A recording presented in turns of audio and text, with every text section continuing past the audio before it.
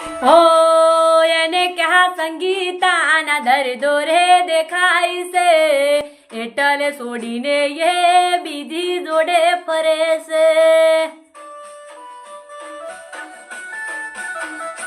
ઓ વિચાર્યું હતું કે જીવ આલશે સંગીત માટે, એ કોટી પડી ગઈ જોયો ફરતો બીજી હારે. ઓ મરજીથી છોડે ને મજબૂરીનું બોનું, એને ભૂલાતી નથી થયેલી ફોનમાં બધી વાતો. એ ભૂલી ગયો એનાથી ના ભૂલાય, હવે જીવી શું કરવાનું.